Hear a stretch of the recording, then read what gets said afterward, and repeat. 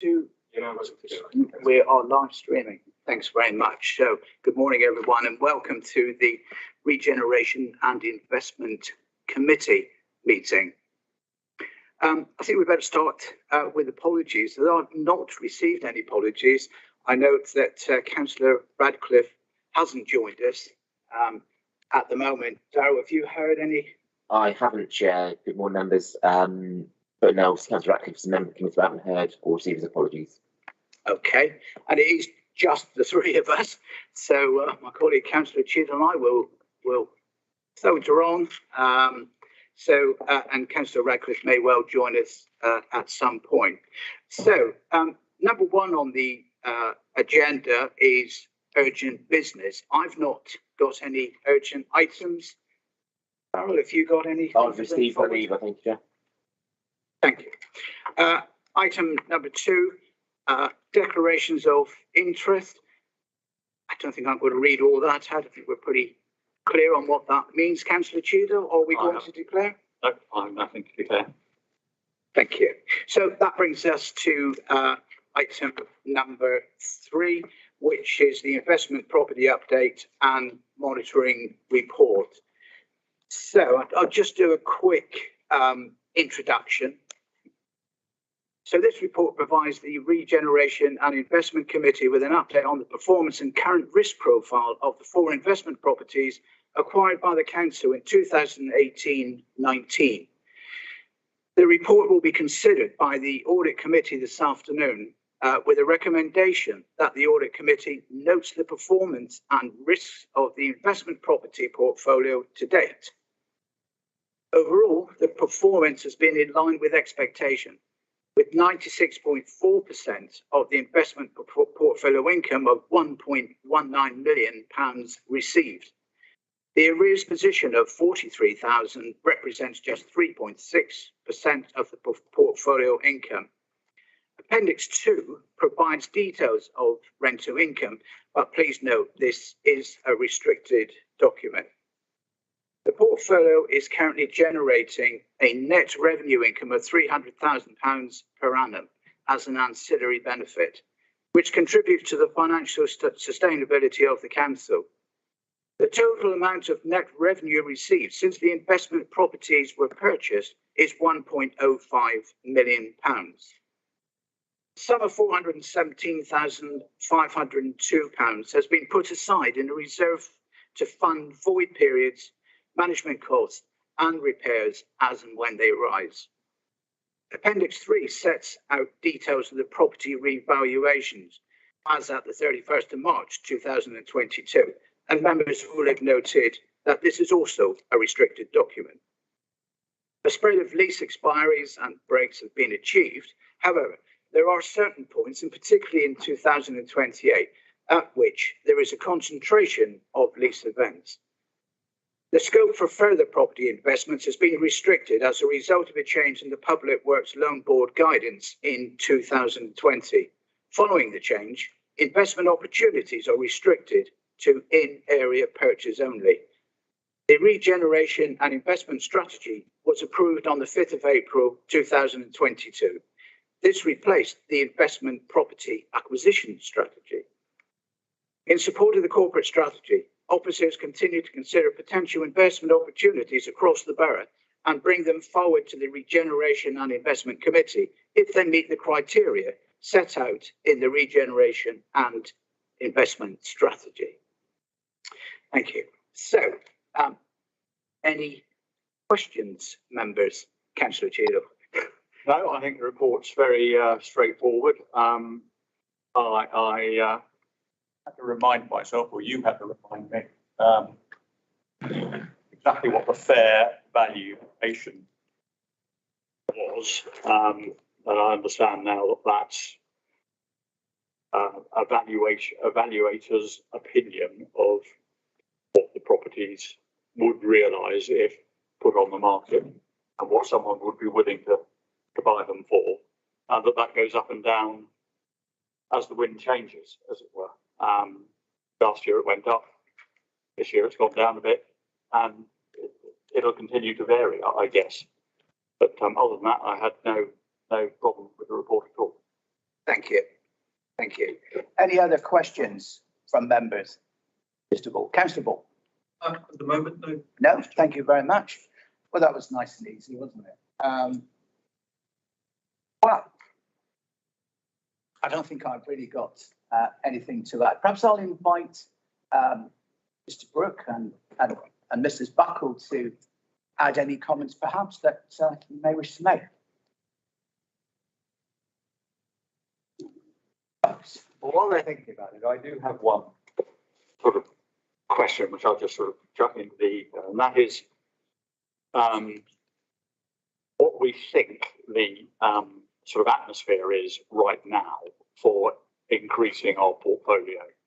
We have some headroom, I understand. We could increase our portfolio, but you know, we live in an interesting moment, particularly today. But my hunch is probably now is the time to be cautious about looking for additional things to invest in. But I'd be interested in what other people think. I mean, it could be an opportunity. Who knows? Well, I think it's a case of if we find the right opportunity. Bearing in mind it's now got to be within the borough, and historically, I think we've found it difficult to find the units that we would acquire. But that's not to say that won't happen. And Councillor Ball reminded me yesterday that with the railway returning to our council, there may well be sort of fresh impetus now and fresh investment opportunities. So we will obviously remain alert to those. I say we, that would be Mr. Brooks and his team with Mrs. Buckle, who will identify potential opportunities. And who knows what was, but certainly I'm sure, Chris, you're scanning the horizon for any such opportunities. As they meet the criteria, then they will come forward. So I think the answer is we are open for business. We've got our corporate strategy and the economic theme. So we would be keen, I think, to underpin that with the right type of investment opportunity if and when it occurs in the borough. That'd be a fair response. Chairman, I completely agree. I think the sort of national picture that you kind of allude to, Councillor Cheadle, perhaps has slightly less bearing when we get to the scale of investment we're probably now facing in terms of inside the borough, because it's much smaller scale. But yeah, you're right. There are sort of national events which might play out, and I think markets will respond. There's a lot of chat about the markets and the pound and all sorts of other things. So we will keep an eye on that, probably more with respect to our existing portfolio. I'd love us to be discussing new opportunities. I've always said that, you know, it's a challenge to find them that are right for us, I should say. But I will continue to look because I think it can be a good thing. It can bring regeneration to West Devon. It can benefit residents, and it can have ancillary benefits for the council. So why wouldn't we? But at the moment, that's, you know, unfortunately nothing to share. But just in terms of any other comments, I just suppose, just purely to keep everyone in the loop, there is an ongoing engagement with some tenants, or now sort of ex-tenants in our units in Exeter. That does need resolving. It is in discussion, it is being resolved, but it's actually in play at the moment. So, you know, perhaps by the time we have another meeting of this, it will be resolved. I'm hoping my team gets it resolved in the next, say, 6 months, because it's it's been dragging on for a while. They do take a long time, these things, but I feel like we've had a fair crack at the whip, and I'm hoping to get that concluded. Thank you. Yes, thank you. Thank you, Chris. Before I invite Lisa to speak, Councillor Ball, I think you'd like to come in. Thank you, Chair. Yes, just following on from your comments, obviously, in the audit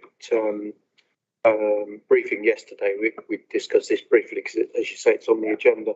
I think one of the things that, just to reiterate what you've said about the opportunities that might be out there, and I note Mr. Brooks's comments, which I appreciate.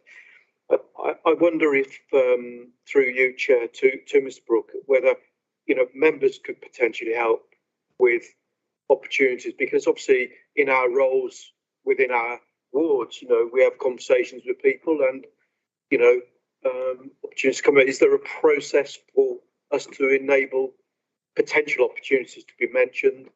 Obviously, we might have to declare interests or whatever, but is there an, because as you say, I think this is a success story for us, and it would be nice to be able to, push the boundary a little bit more and give ourselves further opportunity going forward if we can. Thank you, Chair. Thank you, Councillor Ball. Certainly there is opportunity, but I don't think we've got a set process for referrals, shall we say.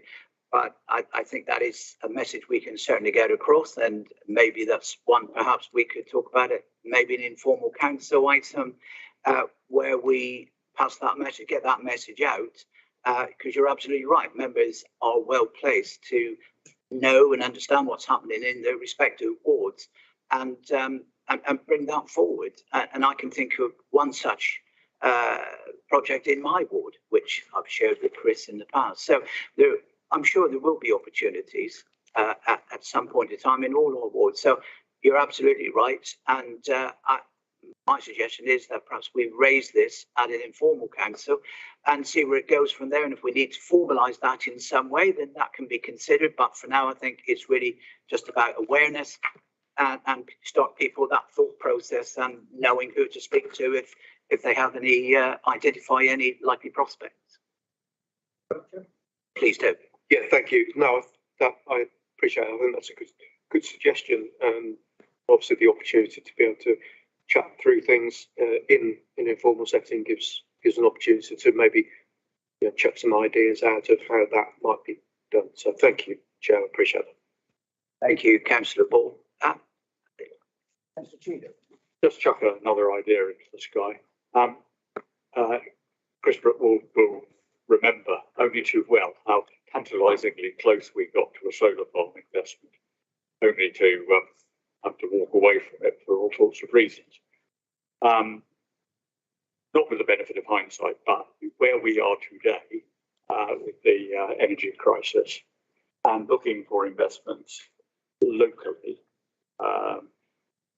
renewable energy may well be quite a fertile place to look. It seems to tick pretty much all of the boxes for now with the energy crisis and the fact that this part of the world is, in a sense, rich in opportunities for renewable energy. So just something to sort of keep an eye on. I think if an opportunity came along, it would be one, I think, which would satisfy pretty much most of the criteria we put in our new investment strategy. I'm sure Mr. Brook has noted that one. Thank you, Councillor Cheetah. I'm smiling, Chair, purely because I like the idea of us debating an onshore wind farm. We do. Do we have a coastline? We don't, but we share a coastline with our neighbouring council. Councillor Ball. Actually, Councillor Cheadle, sort of in jest as prompted a thought. I mean, is there opportunity, or do our parameters allow us to potentially have partnership with neighbouring authorities for investment opportunities that might result in a better yield with, joint investment? Is that a possibility? I would think in the current climate, I mean, I'm thinking of Team Devon, the move is to work more closely with our neighbouring districts. So I certainly wouldn't rule that out. I'm sure Mrs. Bucker will be able to answer that one.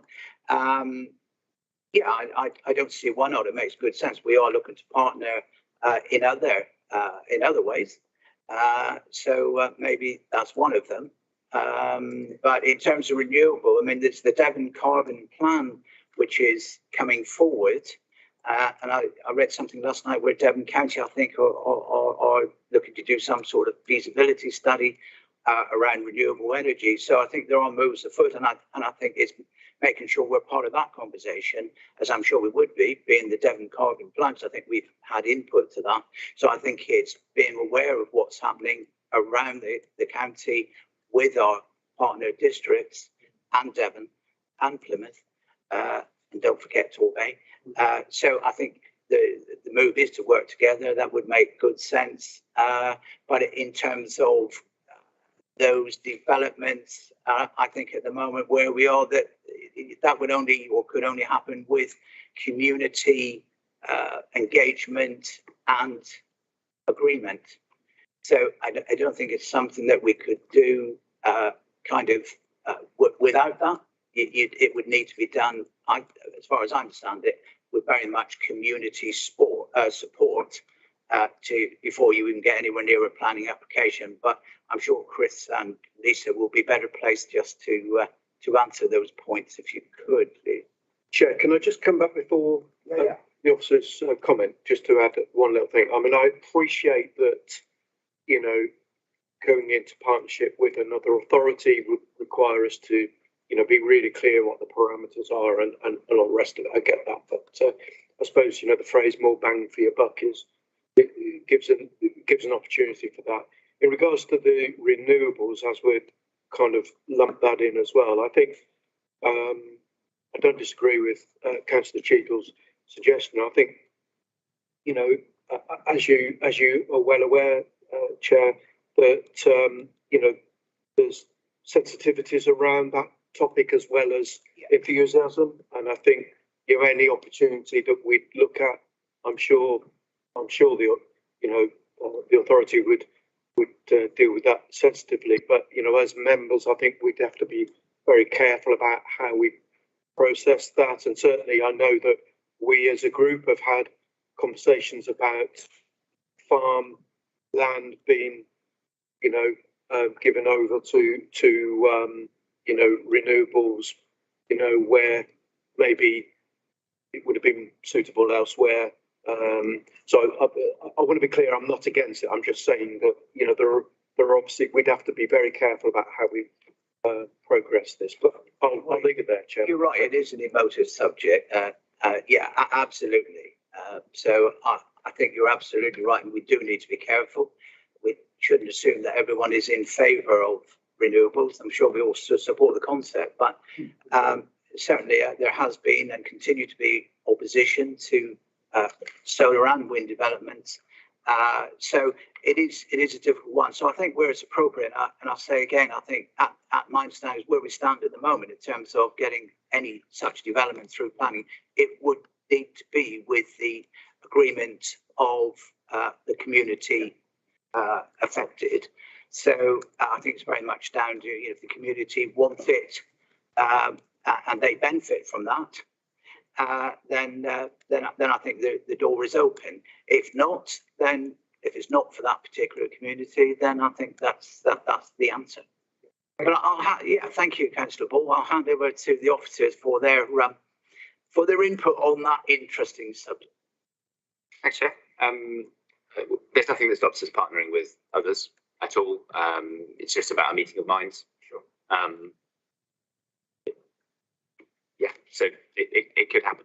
It doesn't seem overly likely to me, to be honest, because generally people have kind of fairly clear views on what works for them, for the political reasons, for the strategic reasons, and for the financial reasons, and the chances of that set of parameters aligning very, very closely to a third party is low, but that doesn't make it possible. So yeah, we could do that. And I was just going to bring up our current strategy around investment, regeneration, and investment is in area, with the exception of renewables, which remains more broad, which just gives us a bit of sensible flex, because, you know, the whole point about all the wires being connected, we probably don't need to go there, but so that just slightly increase the chances of something renewable coming along, and probably we would end up investing in something that had already got planning, and if it was out of area anyway, that kind of reduces some of those tensions. So developing a renewable opportunity is a very different proposition to buying one. We were sort of doing a bit of, we're sort of in the middle somewhere with our last option. It was being developed whilst we were trying to buy it, which is why the timelines were long. But there we are. So yeah, thank you, Chair. That's really helpful.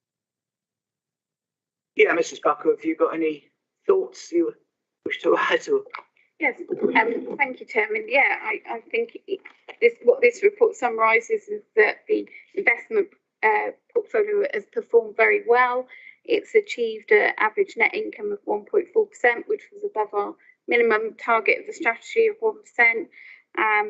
Obviously, at the end of this financial year, we've actually received 96.4% of that rental income, and that's given a good ancillary benefit of the investment property portfolio to the council, being over 300,000 per annum. And I think when we look at that strategy of putting 10% of the rent into the maintenance, management and risk mitigation reserve, again, that reserve is built up quite nicely over the past few years.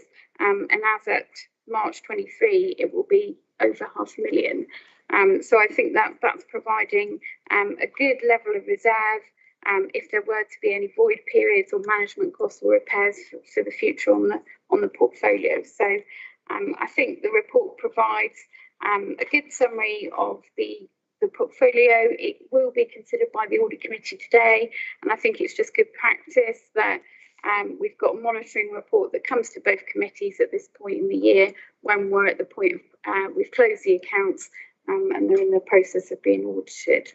Thank you, Chair. Thank you, Mrs. Buckle.